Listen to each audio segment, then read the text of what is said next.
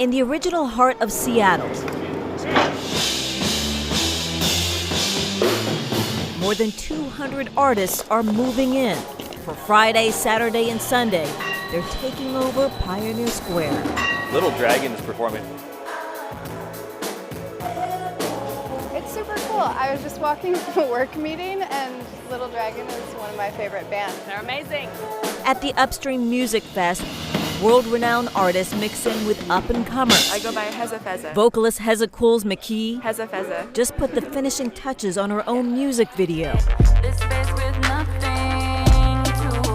After attending Upstream last year, she's hoping for more inspiration. And so I remember just meeting lots of cool people that I stayed connected with throughout the year, people that I saw make like really cool moves and that we were able to support each other. That nurturing and encouragement of a new generation of music is what sets this festival apart. As KEXP's Chris Kellogg points out, Upstream is all about supporting local music. here, aspiring artists can learn from the pros. I think the music industry in general is something you don't go to school for. You know, you have to live it, you have to learn it, and you learn it by doing. And it all unfolds in intimate venues throughout the city's most historic neighborhood. A vibe you don't have to be a musician to appreciate. The music scene and a lot of the startups and people are actually coming down here to be entertained. It's been pretty neat to see a different culture down here. In Seattle's Pioneer Square, Alyssa Hahn, King 5 News.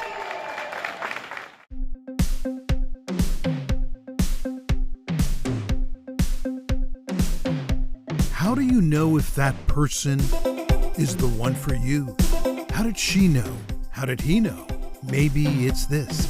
Maybe it's this simple. You just do. Maybe we should start this love story with Kenny's tattoo, Do Life. It says it right there. It's two simple words. Do life. His philosophy of life. You know, you got to show up when life shows up. His mantra. I mean, Here we go. their mantra now. She's doing life with you. Indeed. She's helping me. She's showing me how. It makes us feel connected. It's something that we can both do. And it's something we can share together. It's kind of fun. Yeah, dragging me out and stretching my comfort zones. Let's rewind this love story. Rewind 3 years before Claire met Kenny, before they started saying these things. Kenny, you are my best friend. And feeling these things. Yeah, she's that emotional rock. You have brought so much joy and love and have just filled my life with purpose. Absolutely, I love her. Yeah. I'm so happy that I found you.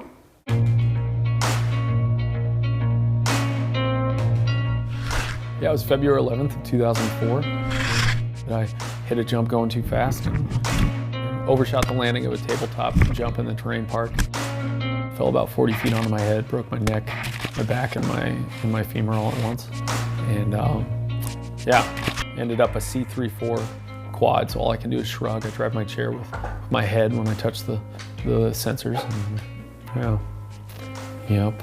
I don't even think about the fact that he's in a chair. Yeah, it doesn't really faze her, never has. So she's always said, you know, had I not been injured, she never would have met me. That day, they met.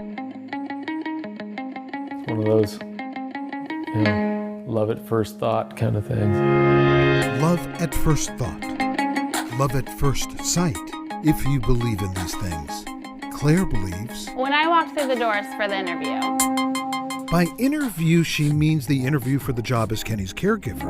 I swear to this day that I left and said, I think I'm gonna fall for my boss. I called my sister, just because of his blue eyes and his infectious personality. Claire got the job. Then she lost the job. Fired. Not because of anything she did, no. It's because of what she said. Go ahead, say what you said. Oh, I said I have a secret. If you weren't my boss, I'd kind of want to date you. I was so nervous, and I was running back into the bathroom and just so Hair nervous. on the back of my neck standing up. Yeah. Like, And then I get a message the next day. You're fired? Yeah. Question mark? A decision he had to make for love. Fast forward now. Claire moves on to another job. They begin dating, doing life. loving. And now, here's the best part. Yeah, I said, will you marry me? And you said, I think I said absolutely. The wedding is in 3 months. It's been said, and it's worth repeating. Love is the answer. That's his other tattoo. right on my arm. Love the answer. Oh yeah. Yeah. Yeah, to just about any question. So that's their story. Yeah, I think we're living a love story. It's a unique story. People don't see this kind of thing all the time, but yeah, I think it's a powerful one. John Sharifi. One of the best decisions I've made is asking her those 4 words. King 5 News. Continue to do life and tackle the next thing that comes our way.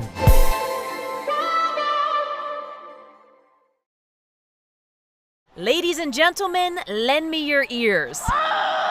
And let me tell you about what's going on in Buckley today. So today we're out here at the Highland Games.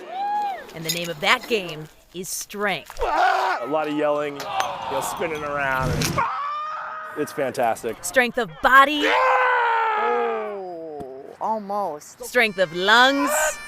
The louder you yell, it scares the weight further.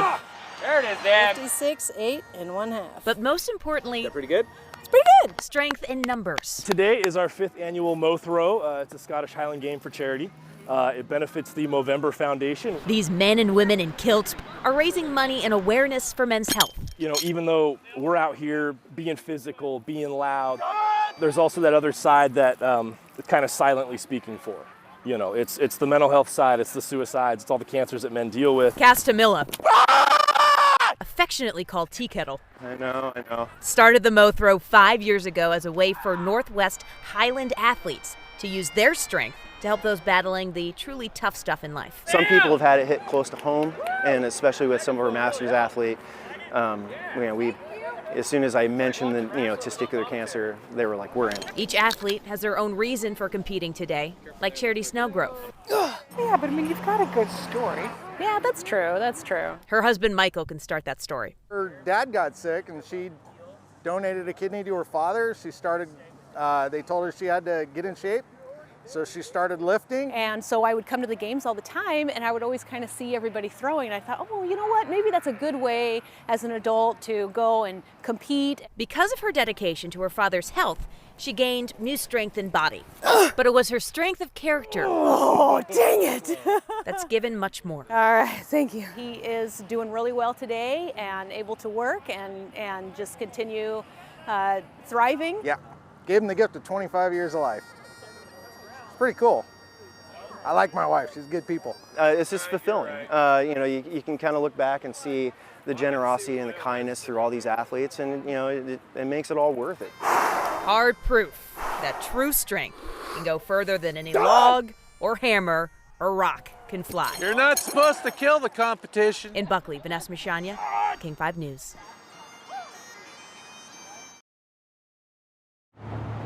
Every day, Pierce County leaders estimate about 60,000 people head north to go to work in Seattle, a city that just passed a controversial new head tax on large businesses. You've probably already heard about it. Big businesses like Starbucks and Amazon will have to cough up $275 for each full-time employee and hand it over to the city to address homelessness.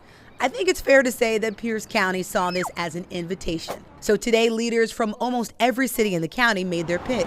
They want to flip it. Instead of taking away money from businesses, each city is looking at a way of giving back money as a reward for creating family wage jobs. Let me give you an example of how this could work in Pierce County. Let's say a business decided to open in the city of DuPont and hire 1,000 employees.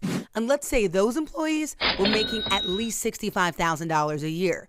DuPont would end up giving that company a $275,000 rebate. If you're Tacoma or Seattle, that may not be a huge sum of money, but if you're a city with a $16 million annual budget, that's a big deal. That's the mayor of DuPont, who says he's going to put this on the council agenda tonight.